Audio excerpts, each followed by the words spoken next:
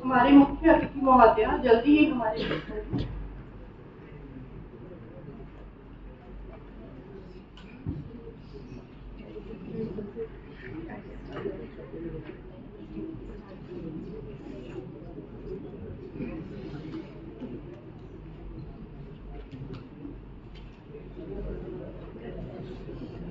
आदरणीय मुख्य अतिथि महोदय श्रीमती अनीता पटेल जी, माननीय विधायक अजमेर दक्षिण एवं पूर्व मंत्री, अध्यक्ष महोदय प्रोफेसर सुरेश कुमार अग्रवाल सर, विशिष्ट अतिथिगण, कुल सचिव महोदय प्रोफेसर ऋतु माथुर, विद्वान वक्ता एवं उपस्थित सभी सम्मानित अतिथियों को मेरा सादर नमस्कार।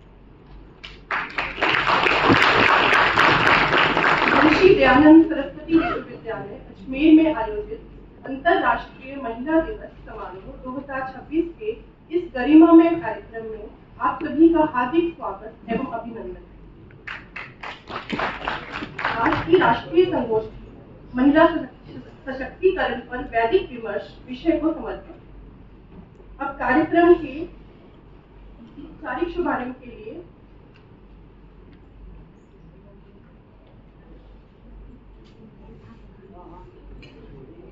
विनम्रता पूर्वक हमारे अतिथि अध्यक्ष महोदय एवं मंचासीन अतिथियों से निवेदन करती हूँ कि वे दीप प्रज्वलन कर कार्यक्रम का शुभारंभ।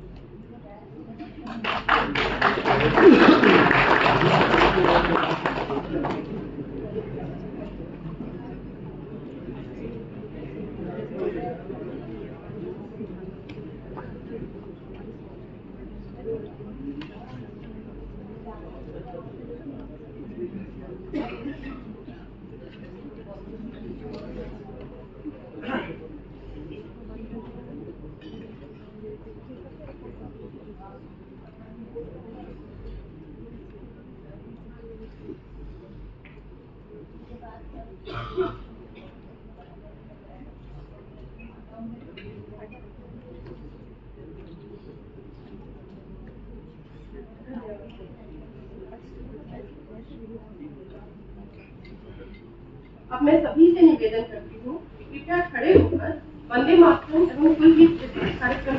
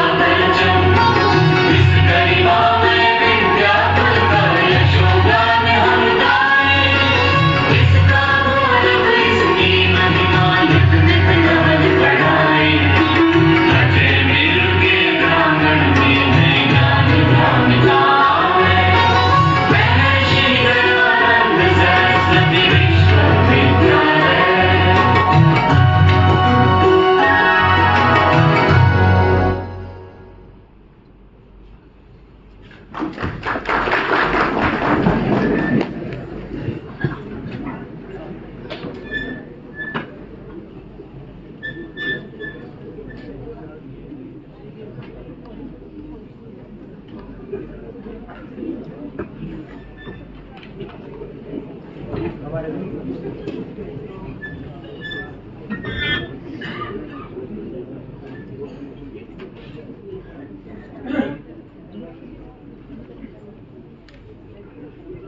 मुख्य अतिथि महोदया हमारी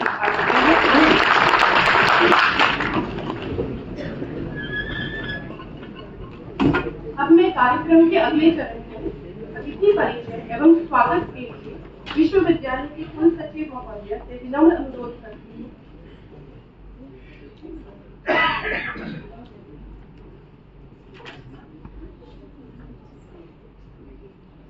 अतिथि देवो भव। आइए स्वागत करते हैं हमारी आज की मुख्य अतिथि सम्माननीय श्रीमती अनीता बघेल जी का। मैं सादर निवेदन करती हूँ विश्वविद्यालय के कुलगुरु महोदय प्रोफेसर सुरेश कुमार अग्रवाल सर, आप शॉल, श्रीफल, बुके एवं पुस्तक भेजकर मुख्य अतिथि महोदय का कार्यक्रम में स्वागत करें।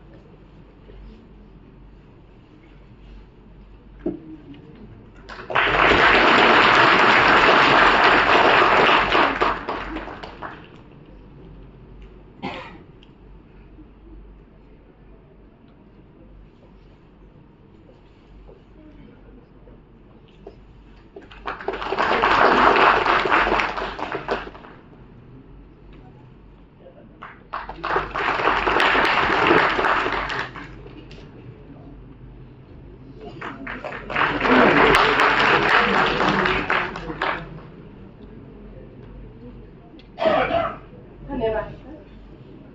अब मैं निवेदन करती हूँ संगोष्ठी की संयोजिका प्रोफेसर ऋतु माथुर से कि आप कृपया प्रोफेसर लक्ष्मी ठाकुर को श्रीफल, बुके एवं पुस्तक भेजकर कार्यक्रम में उनका स्वागत करें।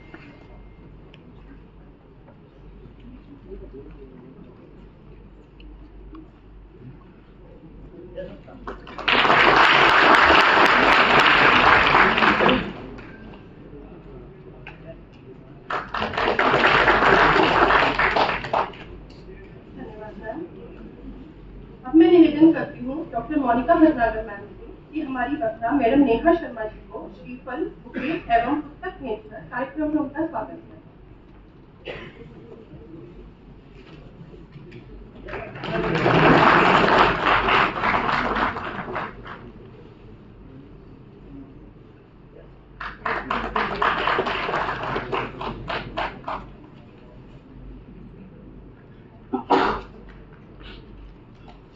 मैं निवेदन करती हूँ मिस चेतना वर्मा को कृपया आप डॉक्टर निहारिका राठौर को श्रीफल, बुके एवं पुस्तक भेजकर कार्यक्रम में उनका स्वागत करें।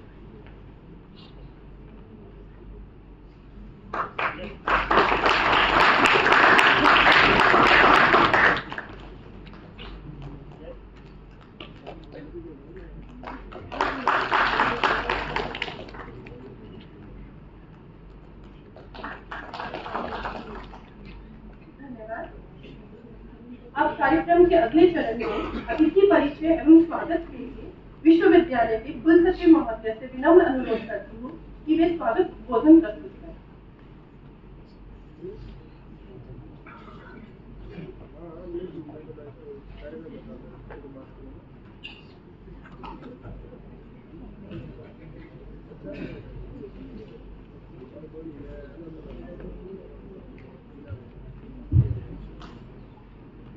आज के कार्यक्रम में मंच पर शोभायमान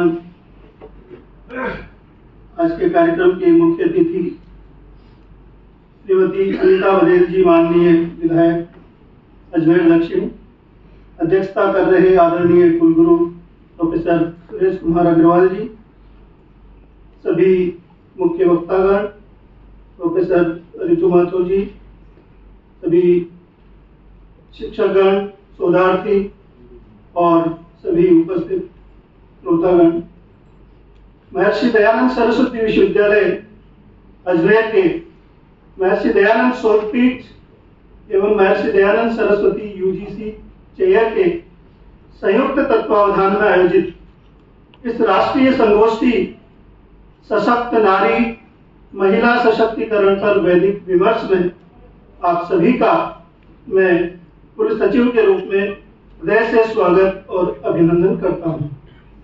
आज का यह विषय केवल समसामयिक ही नहीं है, अपितु सनातन भारतीय चिंतन की मूल धारा से जुड़ा हुआ है। हमारे वेदों ने नारी को केवल परिवार की दूरी ही नहीं बल्कि समाज और राष्ट्र की आधारशिला माना है। ऋग्वेद कहता है और मनुस्मृति भी कहती है, यत्र नार्यस्तु पूज्यन्ते रमन्ते तत्र देवताः, यत्र एतास्तु न पूज्यन्ते सर्वाः तत्र अफलाः क्रियाः।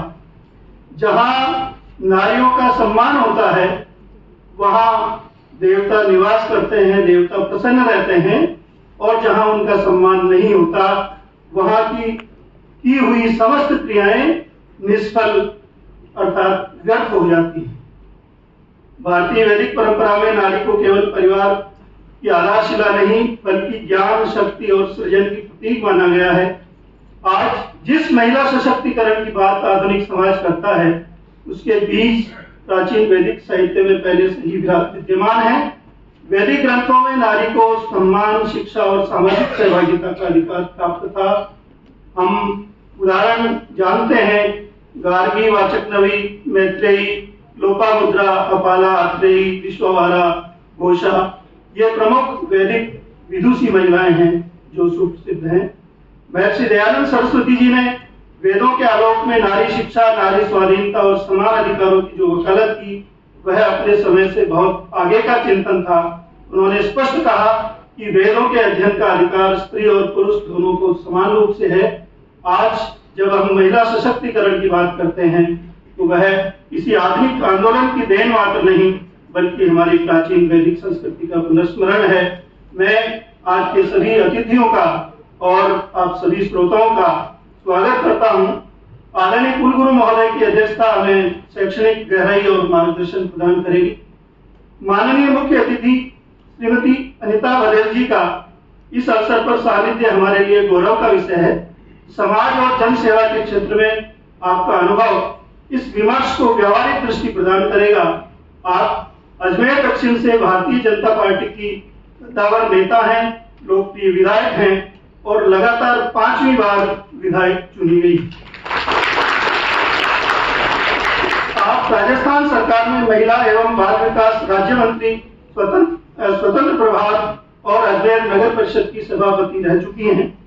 संसदीय कार्यों और समाज सेवा के लिए आपको राष्ट्रपति द्वारा नारी शक्ति सम्मान 2017 और राजस्थान के सर्वश्रेष्ठ विधायक का 2023 में पुरस्कार से नवाजा जा चुका है। आपने इतिहास और समाज शास्त्र में एमए के साथ एमएड किया है और राजनीति में आने से पहले अध्यापन कार्य से जुड़ी थी। वर्तमान में आप भाजपा की राष्ट्रीय परिषद की सदस्य हैं और लंबे समय तक सेवा भारती व महिला मोर्चा के माध्यम से सामाजिक कार्यों में सक्रिय रही हैं। हमारे अन्य जो मुख्य वक्तागण हैं उनका भी परिचय मैं आपको दे देता हूं। ये सभी विभिन्न शैक्षणिक और प्रशासनिक क्षेत्रों से जुड़े हुए हैं। अपने ज्ञान और अनुभव से इस विषय को ये विविध आयाम देंगे। प्रोफेसर वंदना शर्मा जी जो ऑनलाइन हमसे जुड़ी हुई हैं, जम्मू केंद्रीय विश्वविद्यालय में अंग्रेजी की प्रोफेसर, भाषा स्कूल की डीन और शारीरिक शिक्षा निदेशालय के निदेशक हैं। उनके पास शिक्षण और शोध का 25 वर्षों का व्यापक अनुभव है और वे पूर्व में श्री माता वैष्णो देवी विश्वविद्यालय में भी डीन रह चुकी हैं। प्रोफेसर शर्मा ने ऑक्सफोर्ड और कैम्ब्रिज जैसे प्रतिष्ठित अंतर्राष्ट्रीय विश्वविद्यालयों में अपना शोध प्रस्तुत किया है। वे एक प्रसिद्ध अनुवादक और लेखिका हैं जिन्होंने डोगरी और हिंदी से अंग्रेजी में 6 पुस्तकें प्रकाशित की हैं। उन्हें उनके उत्कृष्ट योगदान के लिए वर्ष 2025 में साहित्य अकादमी अनुवाद परियोजना से सम्मानित किया गया है। प्रोफेसर लक्ष्मी ठाकुर हमारे मध्य विद्यमान हैं। वर्तमान में आप महाराणा प्रताप कृषि और प्रौद्योगिकी विश्वविद्यालय उदयपुर में लोकपाल के रूप में कार्यरत हैं और उन्हें 4 दशकों का लंबा शैक्षणिक अनुभव है। उन्होंने संज्ञानात्मक मनोविज्ञान कॉग्निटिव साइकोलॉजी में पीएचडी की है और उनकी शिक्षा विज्ञान, नैदानिक मनोविज्ञान तथा जनसंख्या पारिस्थितिकी जैसे विविध क्षेत्रों में फैली हुई है। उन्होंने एमडीएस विश्वविद्यालय अजमेर में जनसंख्या अध्ययन विभाग की अध्यक्षता की है और महिला उत्पीड़न निवारण और सशक्तिकरण केंद्रों का सफल नेतृत्व किया है। उनके 100 से अधिक शोध पत्र प्रकाशित हो चुके हैं और उन्होंने सामाजिक विकास के लिए MSW जैसे महत्वपूर्ण पाठ्यक्रम शुरू करने में अहम भूमिका निभाई है। प्रोफेसर ठाकुर ने प्रजनन स्वास्थ्य, वृद्धों के जीवन स्तर और सरकारी परियोजनाओं के सामाजिक प्रभाव मूल्यांकन के माध्यम से समाज सुधार में विशिष्ट योगदान दिया है। नेहा शर्मा जी एक मेधावी लेखा सेवा के अधिकारी हैं और वर्तमान में MDS यूनिवर्सिटी में आप कंट्रोलर वित्त नियंत्रक के रूप में पोस्टेड हैं। सोफिया स्कूल अजमेर की पूर्व छात्रा आप हैं, जिला बास्केटबॉल खिलाड़ी रही हैं और कॉलेज टॉपर रही हैं। नेहा जी ने बॉटनी में गोल्ड मेडल प्राप्त किया है और MBA फाइनेंस किया है। पहले प्रयास में ही आपने RACS में चयनित होकर विभिन्न विभागों में अपनी उत्कृष्ट सेवाएं दी हैं। नेहा जी को एक अनुभवी और कुशल वित्त अधिकारी के रूप में जाना जाता है। डॉक्टर निहारिका राठौड़, सहायक आचार्य चित्रकला विभाग, राजकीय कन्या महाविद्यालय अजमेर। इन्होंने MA, MPhil, PhD चित्रकला में सेट, नेट और JRF उत्तीर्ण किया है। स्नातक स्तर पर स्टूडेंट ऑफ द ईयर आप ले चुकी हैं।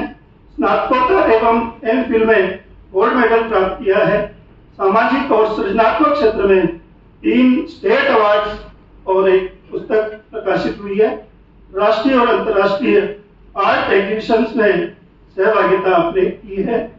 अनेक आर्ट कैंप्स में भागीदारी, ललित कला अकादमी नई दिल्ली, ललित कला अकादमी जयपुर एवं अन्य सरकारी और कला दीर्घाओं के निजी संग्रह में आपके चित्र संग्रहित हैं। मुझे विश्वास है कि आज का यह विमर्श केवल शाब्दिक चर्चा तक सीमित नहीं रहेगा, बल्कि नीति, शिक्षा और समाज के स्तर पर सकारात्मक दिशा भी देगा। यदि शिक्षा नारी को आत्मनिर्भर, स्वाभिमानी और समर्थ बनाती है, तभी वह सच्चे अर्थ में सशक्तिकरण है। अंत में मैं पुनः आप सभी का विश्वविद्यालय परिवार की ओर से हार्दिक स्वागत करता हूं और इस संगोष्ठी की पूर्ण सफलता की मंगल कामना करता हूं। धन्यवाद। जय हिंद।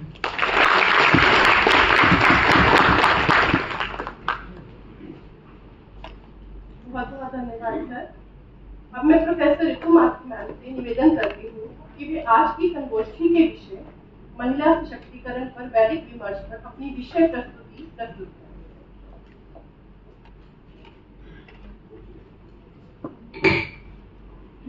नमस्कार।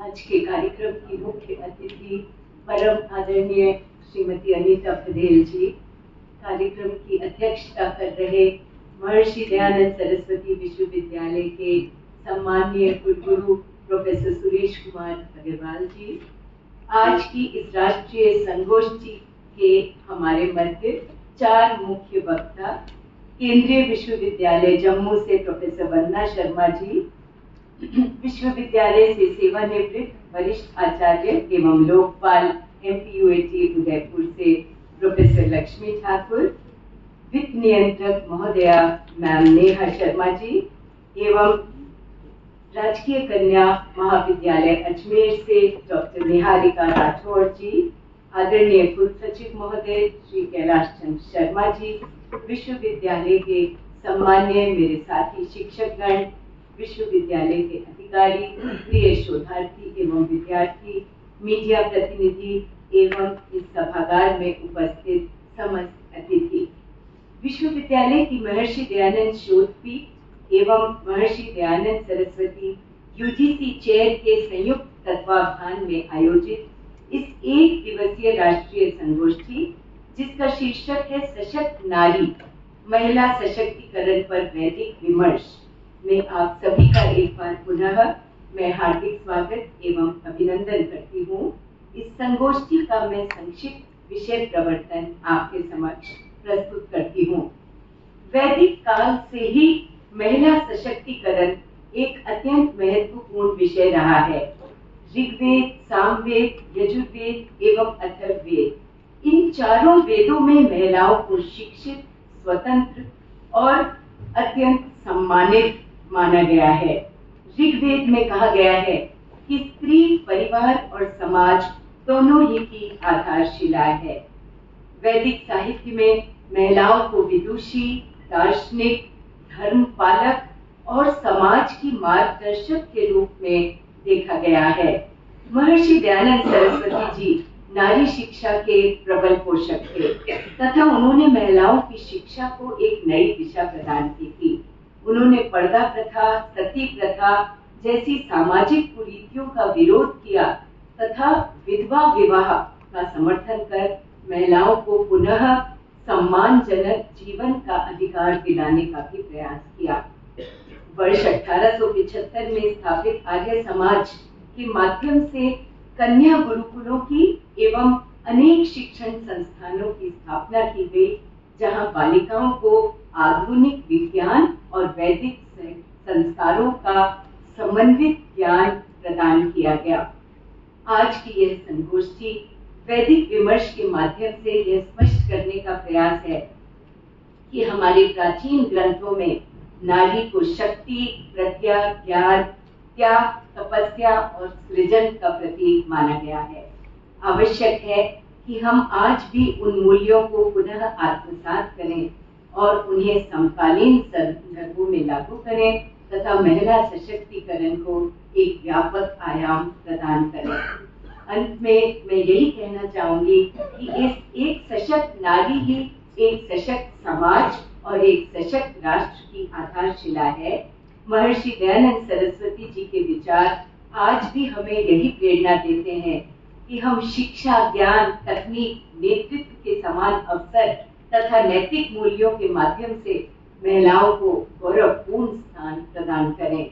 जन जन में वेद विद्या को प्रचारित करने की दिशा में इस विश्वविद्यालय की महर्षि दयानंद शोधपीठ लगभग 10 वर्षों से एवं दयानंद चेयर की गत 7 वर्षों से निरंतर प्रयासरत है।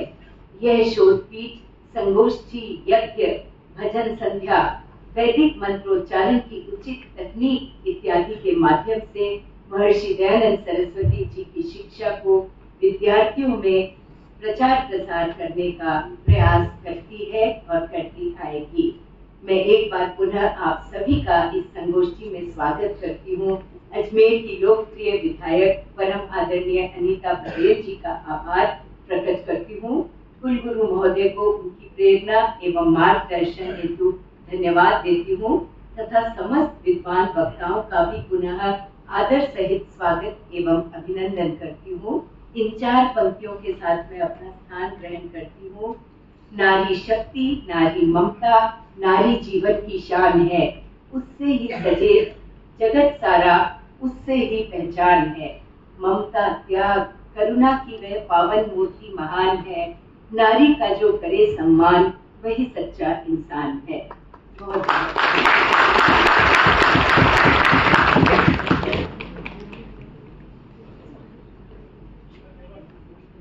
बहुत धन्यवाद मैम। अब मैं अत्यंत हर्ष के साथ हमारी मुख्य अतिथि श्रीमती अनीता पटेल जी से विनम्र निवेदन करती हूँ कि वे अपने प्रेरणादायी विचारों से हम सभी को मार्गदर्शन प्रदान करें।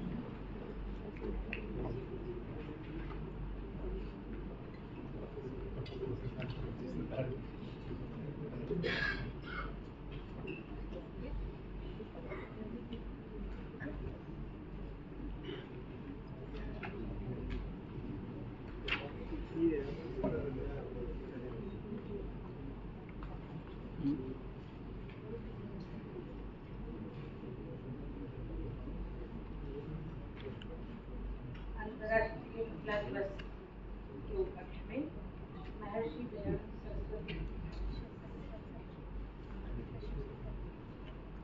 यूजीसी चेयर और महर्षि दयानंद शोधपीठ के संयुक्त तत्वावधान में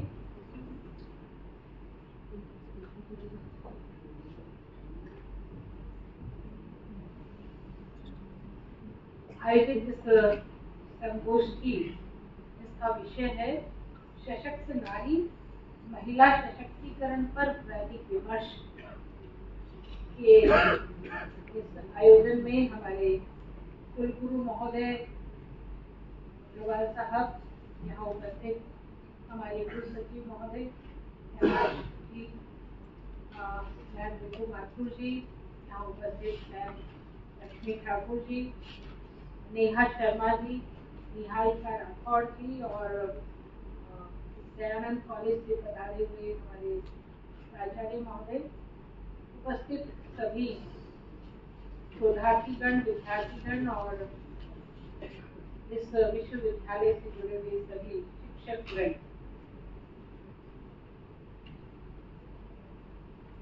सभागार में देख करके मुझे लगा कि हमेशा से ही, क्योंकि महिला हूँ और इस आज के दिवस 8 मार्च जब भी वर्ष में एक बार जब भी आता है तो बहुत सारे कार्यक्रम, संगोष्ठियां महिला सशक्तिकरण के विषय पर आयोजित होते हैं।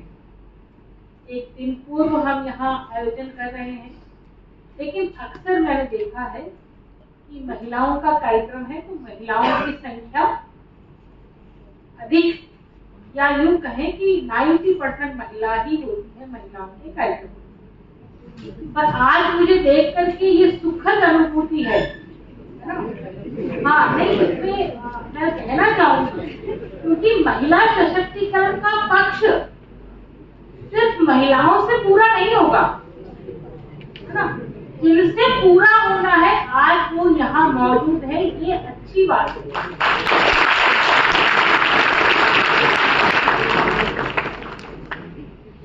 तो इसलिए मैं कुलगुरु को पहले तो बहुत बहुत धन्यवाद देती हूँ कि आपने यहाँ सभी को आमंत्रित किया है। और फिर जैसा हम सबको सुनने को भी मिलने वाला है, संगोष्ठी है, और जैसा ऋतु जी ने अपनी भूमिका में सब कुछ स्पष्ट किया ही है, तो आज हम सब उस संस्कृति से आते हैं जिसे सनातन संस्कृति कहते हैं। हम में से कोई कई होगा जो सनातन से संबंध नहीं रखते होंगे, परंतु हम सनातन को मानने वाले लोग हैं और सनातन में वेद। और ये जो कार्यक्रम आयोजित हो रहा है, ये देखिएगा कि महर्षि दयानंद सरस्वती यूजीसी चेयर और शोध पीठ के संयुक्त तत्वावधान में है। तो महर्षि दयानंद सरस्वती जी ने ऐसा कौन सा आमूलचूल परिवर्तन किया कि आज का ये परिदृश्य हमें दिखाई दे रहा है। और वो आमूलचूल परिवर्तन किस कालखंड में उनको करना पड़ा होगा, है ना? ऋतु जी ने नारी शिक्षा की बात कही कि नारी शिक्षा के लिए जितने प्रयत्न, जितने प्रयास दयानंद सरस्वती जी के समय में शुरू हुए, शायद उससे पहले कभी शुरू नहीं हुए। या तो वैदिक काल रहा होगा या फिर दूसरा कालखंड कोई आया, सतयुग या त्रेता युग या द्वापर में होगा। लेकिन इस कलयुग में यदि किसी ने शुरू किया तो वो थे दयानंद सरस्वती जी, जिन्होंने नारी की शिक्षा, नारी को शिक्षित करना, नारी को वेदों का ज्ञान होना ही चाहिए। वेद जो ईश्वर की वाणी है, जिसे भगवान ने स्वयं कहा है, ऐसे कैसे हो सकता है कि वो वेद नारियों से विलग कर दिए जाए? तो समाज कैसे उन्नत हो सकता है? वो समाज जिसकी आधी आबादी महिला है, उनसे आप वेदों को अलग कर दो तो किस समाज की कल्पना आप कर सकते हो? ऐसा समाज हो सकता है, आप खुद कल्पना कर सकते हो। और ये परिस्थिति चाहे किसी कारण से आई हो, चाहे आक्रमणों के कारण से आई हो, चाहे हमारी राजनीतिक व्यवस्था के कारण से आई हो, लेकिन आई जरूर हिंदुस्तान में। और हिंदुस्तान में आकर जो वैदिक काल था, जो सनातन की संस्कृति थी, वो धीरे धीरे कहीं किसी पक्ष को क्षीण करते हुए एक स्थिति ये आ गई कि महिला को शिक्षा का अधिकार से वंचित होना पड़ा। और वो दयानंद सरस्वती जी थे जिन्होंने वापस इस दिशा में मोड़ने का प्रयत्न किया। और अब आधुनिक युग, आज महिला आंदोलन किस बात का? हमें समानता का अधिकार दिया जाए, ठीक है ना? हमें समानता का अधिकार कानूनन मिला हुआ है, संविधान के द्वारा मिला हुआ है। पर कानून और संविधान तब तक सार्थक नहीं हो सकते नहीं जब तक कि परिवार में उसको वो सम्मान ना मिले। और वो परिवार में सम्मान कैसे पाए? तो देखिए, ये सम्मान पाने की जो होड़ है ना, वो संघर्ष में धीरे धीरे तब्दील होने लगी है। हमने ऐसे समाज की संरचना को ऐसी कभी कल्पना नहीं की कि हमारा समाज संघर्ष में बीत जाए। आज की क्या परिस्थिति है? आज की परिस्थिति है कि हजारों केसेस कोर्ट में किस बात के हैं? महिला और पुरुष के झगड़े के, तलाक के केसेस हैं, बलात्कार के केसेस हैं। तो आज की परिस्थिति में हमें क्या आवश्यकता है? कहां से ये रास्ता मिल सकता है? कहां समाधान है? हमें उस पर चर्चा करनी चाहिए। वो कहते हैं ना कि एक नारी किस बच्चे को जन्म देगी, वो स्त्रीलिंग होगा या पुल्लिंग होगा, ये महिला पर डिपेंड नहीं है, ये पुरुष पर डिपेंड है ना। विज्ञान ने इसको साबित किया है। तो विज्ञान ने इसको साबित किया है, तो महिला के अंदर भी पुरुष भाव भी होता है और नारी भाव भी होता है, महिला भाव भी होता है। और पुरुष के अंदर भी नारी भाव भी है और पुरुषत्व का भाव भी है। पर विवाद कहाँ खड़ा हुआ कि धीरे धीरे धीरे धीरे इस आधुनिकता में महिला ने अपने महिला भाव के विकास होने के साथ साथ जागृत होते हुए अपने पुरुष भाव को भी जागृत कर लिया। लेकिन पुरुष ने जो महिला भाव उसके अंदर है उसको जागृत नहीं किया, तो फिर संघर्ष शुरू हुआ। तो आज की आवश्यकता यह है कि जब महिला अपने पुरुष भाव को भी जागृत कर रही है, तो पुरुष भी अपने महिला भाव को भी जागृत करे, नहीं तो ये विवाद और बढ़ेगा, समाधान नहीं पाएगा। स्त्री माने क्या? ये कोई लिंगवाचक शब्द है क्या? अक्सर हम जब हिंदी पढ़ाते हैं तो पुल्लिंग, स्त्रीलिंग ऐसा पढ़ाते हैं ना। तो स्त्रीलिंग में अलग शब्द होते हैं और पुल्लिंग के शब्द अलग हैं। और महिला माने तो स्त्री, स्त्रीलिंग नहीं। पर वास्तव में ये स्त्रीलिंग शब्द नहीं है, ये भाववाचक शब्द है। हम कहते हैं भाववाचक शब्द, ऐसा भी हिंदी के जो प्रोफेसर हैं वो बहुत अच्छे से जानते हैं। तो भाववाचक शब्द का मतलब है वो देह है, वो शरीर जिसके अंदर ममता का भाव है, जिसके अंदर त्याग का भाव है, जिसके अंदर सेवा का भाव है। वो भाव जिस देह में है वो है स्त्री। अब ये भाव किसी पुरुष में होंगे तो वो भी स्त्री भाव से कहते हैं ना। कई बार कई पुरुष रोने लग जाते हैं किसी चीज पर, तो क्या औरतों की जैसे रो रहे, ऐसे बोलते हैं ना कई बार। तो वो भाव का परिणाम है कि वो भाव उसके अंदर दया का भाव है और दया का भाव उसके आंसुओं के रूप में प्रकट हो रहा है। तो ये भाववाचक शब्द है। कई बार हम आधुनिकता के युग में कई लड़कियां, मैं जब कई जगह जाती हूँ 12वीं 13वीं क्लास में फर्स्ट ईयर के स्टूडेंट्स के सामने जब हम बोलने जाते हैं तो कई बच्चियां सवाल खड़ा करती है। सवाल क्या खड़ा करती है? हमें पुरुष के बराबर अधिकार मिलना चाहिए। तो मैंने बोलता हाँ तुमको पुरुष के बराबर अधिकार है, संविधान ने दिया तो है। नहीं नहीं नहीं नहीं, तो वो अधिकार तो है, पर जब हम घर से बाहर निकल जाते तो मम्मी हमसे पूछती तू रात के 10 बजे तक कहाँ थी? भैया से तो नहीं पूछती है, मुझसे ही क्यों पूछती है? तो जब मैं उनको समझाती हूँ है ना, और मैं उनको उदाहरण देती हूँ, देखो बेटा हमारे घर जो होता है ना, घर, उस घर में कई चीजें आंगन में पड़ी रहती हैं। मम्मी पापा दादा दादी कोई भी उसको ध्यान नहीं देता है, वो आंगन में पड़ी, वो आंगन में ही रखने की वस्तु है, उसकी सुरक्षा करने की जरूरत नहीं है। बर्तन है, बाल्टी है, कोई सोफा है, तो हमारे आंगन में रखा है तो रखा है आराम से, नहीं।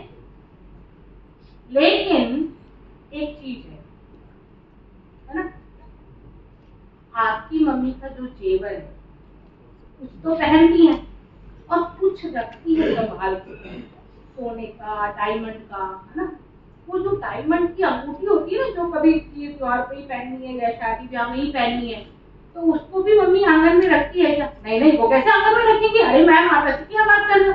अरे मतलब वो भी तो एक वस्तु ही है ना, वो भी एक पदार्थ ही है, उसको भी आंगन में ही रखना चाहिए। नहीं नहीं, वो कीमती है, उसको कहाँ रखते हैं? तो उसको मेरी मम्मी पहले तो कागज में लपेटती है, बटर पेपर जो होता है ना उसके अंदर, जो पिंक वाला होता है उसके अंदर, फिर उसको कपड़े से बांधती है, रेशम वाले कपड़े से, फिर रेशम से बांध करके फिर उसको प्लास्टिक के बॉक्स में डालती है। प्लास्टिक के बॉक्स में डालने के बाद में फिर वो तिजोरी में रखती है, और कई बार तो हम लॉकर में भी रखते हैं, घर पे नहीं रखते, सुरक्षा करने के लिए। तब फिर मैं उनको बताती हूँ कि जो घर में जो बेटा और बेटी है ना, तो बेटा आप सड़क पर ही छोड़ दो, कोई चिंता नहीं, पर बेटी बहुत कीमती है।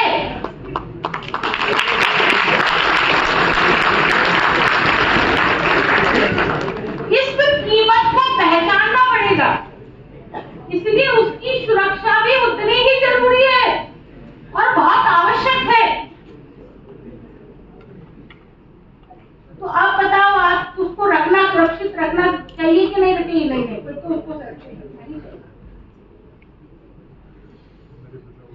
और वो सुरक्षा सिर्फ माँ बाप की जिम्मेदारी नहीं है, वो संपूर्ण समाज की भी जिम्मेदारी है। और वो संस्कार घर से ही आता है। जो कई लोग प्रश्न खड़ा करते हैं, समाज में बलात्कार हो रहे हैं, इसको रोकना चाहिए, तो मैं फिर उनको बोलती हूँ, ये किसी सरकार की जितनी जिम्मेदारी है उतनी एक माँ की भी जिम्मेदारी है कि जब वो बच्चे को पालती है ना, माँ जब बच्चे को पालती है तो वो बेटा और बेटी में इस नाते से अंतर ना करे, वो सिखाए कि बेटियों का कैसे सम्मान होना चाहिए, बहन का कैसे सम्मान होना चाहिए। जब माँ अपने बेटे को ये संस्कार देगी तो समाज में वो बेटा भी दूसरी बेटी पर बुरी दृष्टि नहीं डालेगा, बुरी दृष्टि से उसको नहीं देखेगा। ये संस्कार देने का काम घर में माँ को ही करना है, और वो भी स्त्री है, वो भी महिला है। पर जब हम ये कहते हैं कि नहीं, बेटा तो कहीं भी जाकर के कुछ किसी को भी छेड़ के आ जाए, किसी के भी साथ बदतमीजी कर ले, वो तो बेटा, तब वो बात करने वाली नहीं है। लेकिन वो किसी भी बेटी को छेड़ेगा तो उसकी बेटी भी इस दायरे में फिर कभी ना कभी आ ही सकती है। इसलिए हमें ये भी चिंता करनी चाहिए। आधुनिकता के इस दौर में अभी देखिए, हम जब बात करते हैं ग्लोबलाइजेशन की ना, ग्लोबल युग है, अब हम देश की सीमाओं से नहीं बंधे हैं, नहीं, हम देश की सीमाओं को तोड़कर इस ग्लोबलाइजेशन के युग में सोशल मीडिया, व्हाट्सएप, ये वो सब चीजें हम हाथ में रखकर कुछ देख सकते हैं। तो इस परिस्थिति में बेटियों का सशक्तिकरण किस संदर्भ में होना चाहिए? नहीं तो आगे जाकर के ये भी समस्या बनने वाला है, बहुत बड़ी समस्या बनने वाला है। जनसंख्या की परिवर्तन, है ना, ये बहुत बड़ा गूढ़ रहस्य है। मैं बोलूंगी तो कुछ लोगों को अच्छा नहीं लगेगा, पर सत्य को सुनना चाहिए ही चाहिए, उसको स्वीकार करके उसके समाधान के उपाय निकालने ही चाहिए।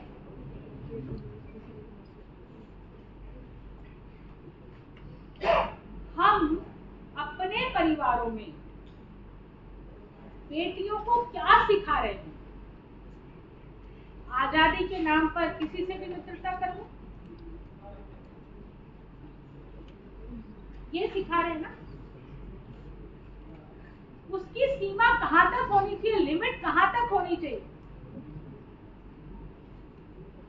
ये बहुत खतरनाक होता है बेटियों के लिए। कई बार बहुत घटनाएं। तो हमें इस तरफ भी ध्यान देने की जरूरत है, इस और भी देखने की जरूरत है। और ऐसा नहीं है कि इस आधुनिक युग में ही ये सब कुछ हो रहा है। मेरी आवाज तो आई नहीं है।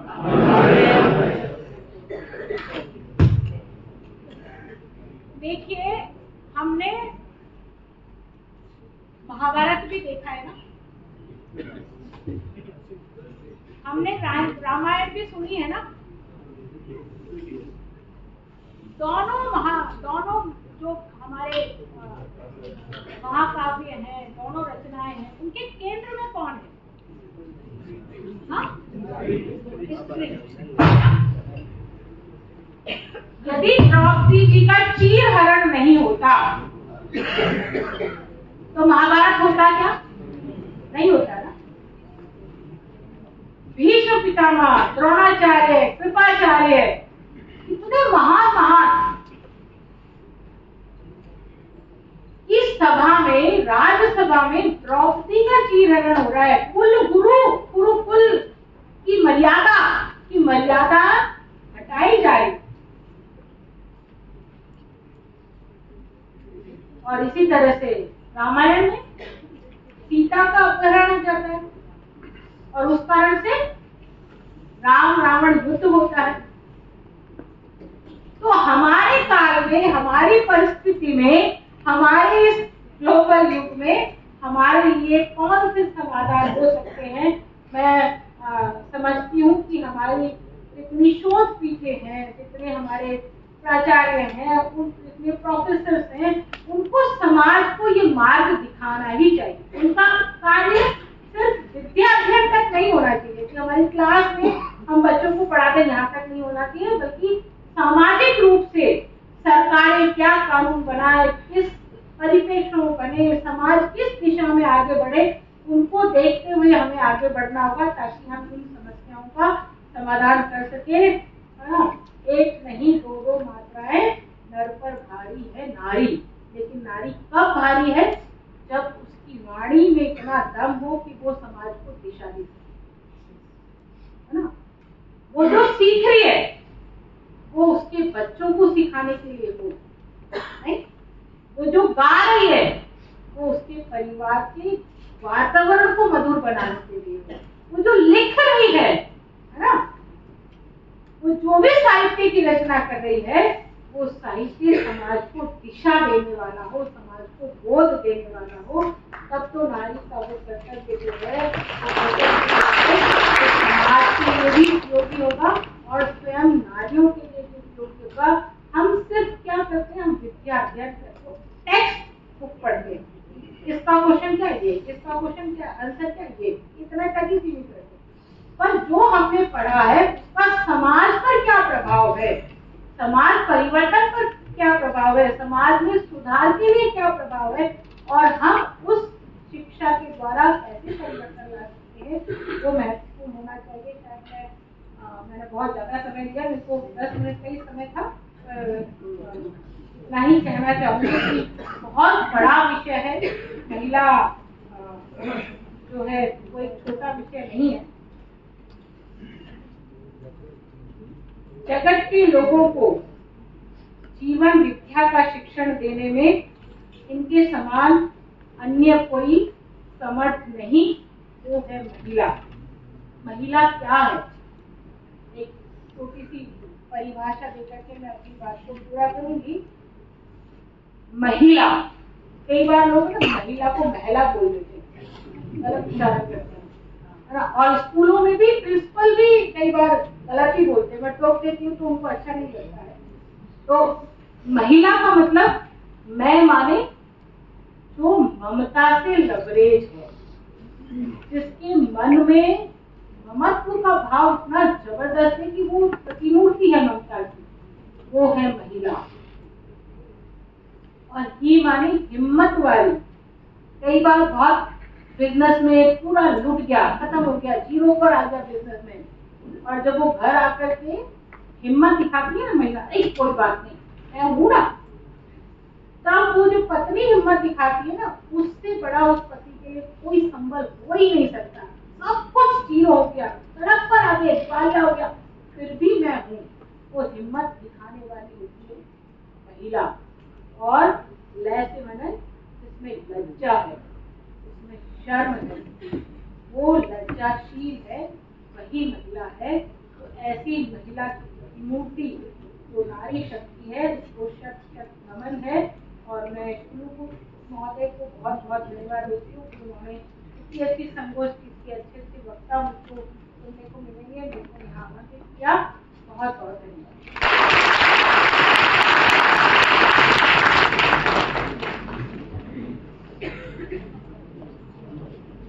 बहुत बहुत धन्यवाद मैम। वास्तव में आपके प्रेरणादायी विचारों ने हम सभी को सोचने और आगे बढ़ने की नई प्रेरणा दी। आज के इस गरिमामय अवसर पर हम सभी एक महत्वपूर्ण क्षण के साक्षी बनने जा रहे हैं। ये अवसर है विश्वविद्यालय की त्रैमासिक पत्रिका त्रिवेणी के द्वितीय अंक का विमोचन। मैं मुख्य अतिथि महोदय, अध्यक्ष महोदय, मंचासीन अतिथियों एवं आज के सम्माननीय वक्तागण से अनुरोध करती हूँ इस महत्वपूर्ण पुस्तक का विमोचन कर कार्यक्रम को गौरवान्वित करें। मैम